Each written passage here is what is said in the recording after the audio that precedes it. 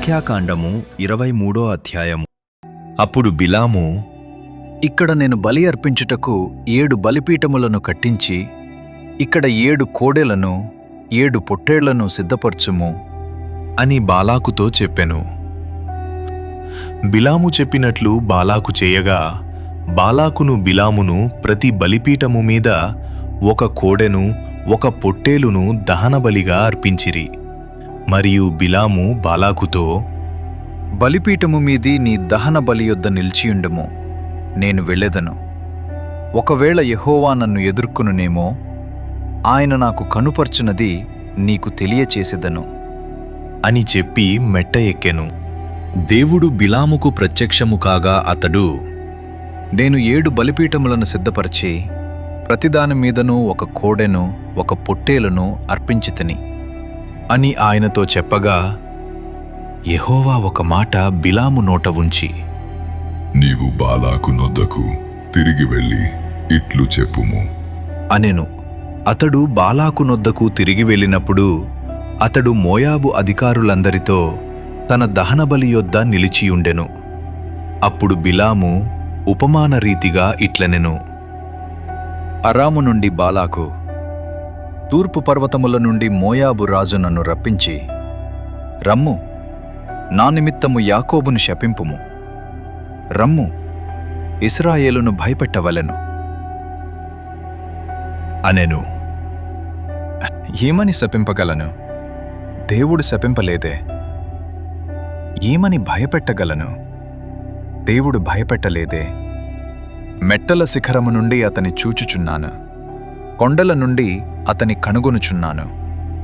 ఇదిగో, ఆ జనము ఒంటిగా నివసించును, జనములలో లెక్కింపబడరు. యాకోబు రేణువులను ఎవరు లెక్కించెదరు? ఇశ్రాయేలు 4వ పాలును ఎవరు లెక్కపెట్టగలరు? నీతిమంతుల మరణము వంటి మరణము నాకు లభించునుగాక, నా అంత్యదశ వారి అంతము వంటి దగునుగాక అనెను. అంతట బాలాకు బిలాముతో, నీవు నాకేమి చేసితివి? నా శత్రువులను శపించుటకు నిన్ను రప్పించితిని, అయితే నీవు వారిని పూర్తిగా దీవించితివి అనెను. అందుకతడు, యెహోవా నా నోట ఉంచిన దాని నేను శ్రద్ధగా పలుకవద్దా అని ఉత్తరమిచ్చెను. అప్పుడు బాలాకు, దయచేసి నాతో కూడా మరియొక చోటికి రమ్ము, అక్కడ నుండి వారిని చూడవచ్చును, వారి చివర మాత్రమే కనబడును గాని వారందరూ నీకు కనబడరు. అక్కడ నుండి నా నిమిత్తము వారిని శపింపవలెను అని అతనితో చెప్పి, పిస్గా కొననున్న కావలివారి పొలమునకు అతని తోడుకొని పోయి 7 బలిపీఠములను కట్టించి ప్రతి బలిపీఠము మీద 1 కోడెను 1 పొట్టేలును అర్పించెను. అతడు, నీవు ఇక్కడ నీ దహన బలి యొద్ద నిలిచియుండుము, నేను అక్కడ యెహోవాను ఎదుర్కొందును అని బాలాకుతో చెప్పగా, యెహోవా బిలామును ఎదుర్కొని ఒక మాటను అతని నోట ఉంచి, నీవు బాలాకు నొద్దకు తిరిగి వెళ్ళి ఇట్లు చెప్పుము అనెను. అతడు బాలాకు నొద్దకు వెళ్ళినప్పుడు అతడు తన దహనబలి యొద్ద నిలిచియుండెను. మోయాబు అధికారులును అతని యొద్ద నుండిరి. బాలాకు, యెహోవా ఏమి చెప్పెను అని అడుగగా, బిలాము ఉపమాన రీతిగా నిట్లనెను. బాలాకు, లేచి వినుము, సిప్పోరు కుమారుడా, చెవి నొగ్గి నా మాట ఆలకించుము. దేవుడు అబద్ధమాడుటకు ఆయన మానవుడు కాడు, పశ్చాత్తాపపడుటకు ఆయన నరపుత్రుడు కాడు. ఆయన చెప్పి చేయకుండునా? ఆయన మాట ఇచ్చి స్థాపింపకుండునా? ఇదిగో, దీవించుమని నాకు సెలవాయెను, ఆయన దీవించెను, నేను దాని మార్చలేను. ఆయన యాకోబులో ఏ దోషమును కనుగొనలేదు, ఇశ్రాయేలులో ఏ వంకరతనమును చూడలేదు.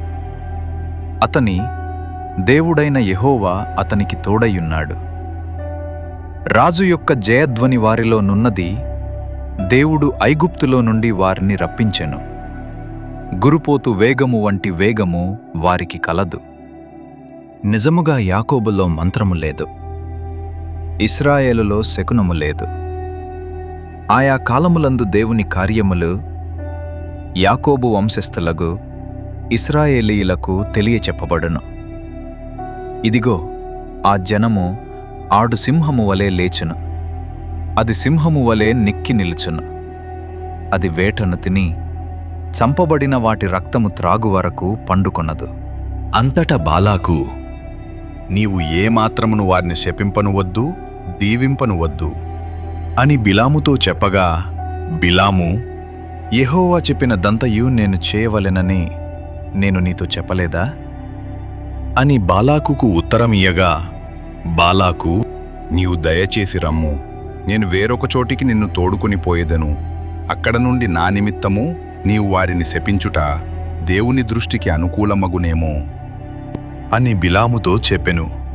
బాలాకు ఎడారికి ఎదురుగానున్న పెయోరు శిఖరమునకు బిలామును తోడుకొని పోయిన తరువాత బిలాము, ఇక్కడ నాకు 7 బలిపీఠములను కట్టించి ఇక్కడ 7 కోడెలను 7 పొట్టేళ్లను సిద్ధపరచుము అని బాలాకుతో చెప్పెను. బిలాము చెప్పినట్లు బాలాకు చేసి ప్రతి బలిపీఠము మీద 1 కోడెను 1 పొట్టేలును అర్పించెను.